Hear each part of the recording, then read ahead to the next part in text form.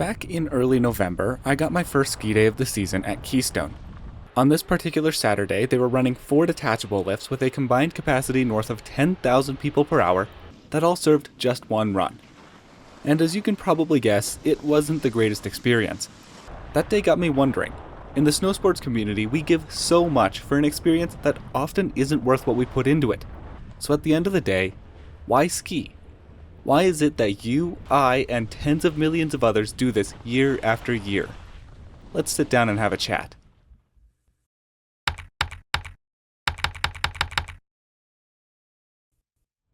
Since this video is just my personal thoughts, I'm writing this in one take with no revisions or external influences. This is a personal essay from the heart, and I'll be happy to hear your guys' ideas down below.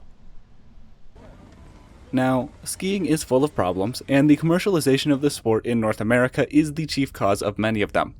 However, this video is not to talk about the industry or complain about the companies, as there are plenty of other videos out there that already do that. If we as a skiing community were truly as disgusted by the progression of the sport as we seem, we would have done something about it by now. Sure, we can talk and moan, but there is clearly still some magic left in the experience, or else we wouldn't still do it year after year. I suspect many of you would like to comment something about how corporate America has ruined skiing or how Europe doesn't have the same problems, but if that's you, please understand that that is not the purpose of this video. I don't want to see a bunch of people in the comments taunting about how they just ski backcountry. Of course, we absolutely can talk about skiing on the weekdays or living in the mountains and working at the resorts, but I'm here to try and understand why I, among thousands of others, sit in heavy traffic and insane lift lines every February Saturday just to go spend more money at a ski resort. And I have some theories. The first element that I suspect plays a role is the whole connection with nature spiritual gobbledygook. There's something magical about playing in the snow that most people have experienced at some point in their lives. Many people have clear memories of snowball fights or sledding hills as a kid, even when other moments at that same point in their life may be fuzzier.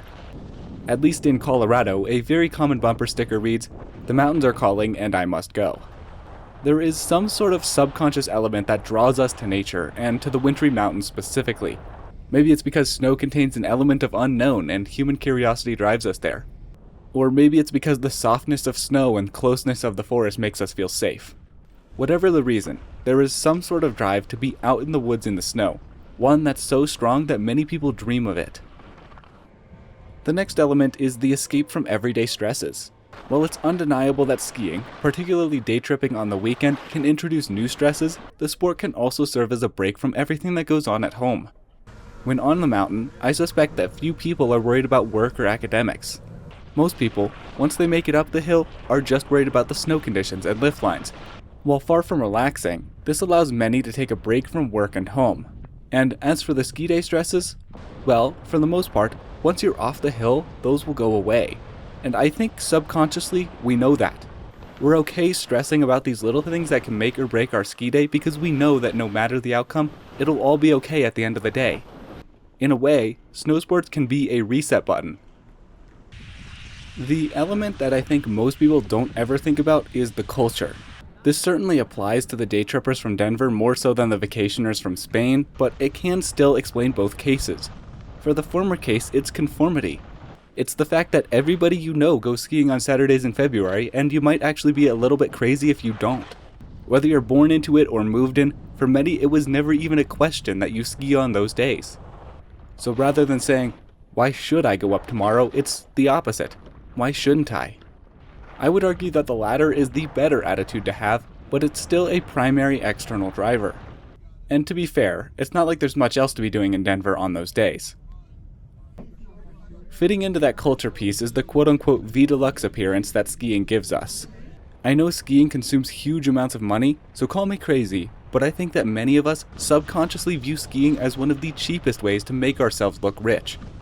Plus, while it's not rare in the pure sense of the word, you're much more likely to get oohs and ahs when you say you ski, rather than saying you play tennis or golf.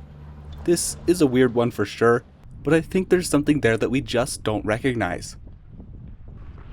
With skiing, there comes a lot of prepayment. We buy or rent equipment before we use it. We buy Icon or Epic passes before we use them. We book hotels, rental cars, flights, and so on and on.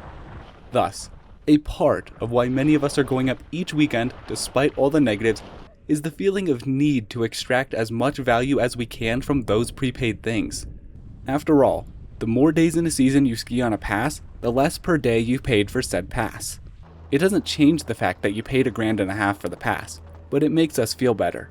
And at the end of the day, the vast majority of the motivation to ski stems intrinsically.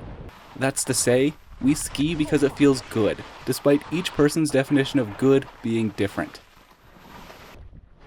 And finally, we return to human nature to discuss the element of adventure. Another potential topic for a personal essay, probably not for this channel but for something, would be an exploration of our societal participation and celebration of extreme sports. In this particular context, however, I believe that resort skiing specifically offers an element of adventure without as much risk as true backcountry. So, part of the reason we put ourselves and our wallets through all of this is to satisfy the hunger for adventure without as high of a risk of dying.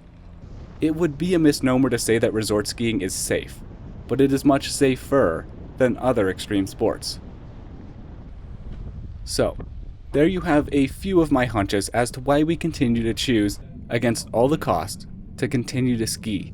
Maybe these hit for you or maybe they didn't, but either way I'd love to hear down below. As I said, these are just theories, and since this is a personal essay and not a research piece, this could be completely wrong. Either way, I'd like to thank you all for watching. Let me know if you guys enjoyed this style of video. Until next time, all my love, I'm out.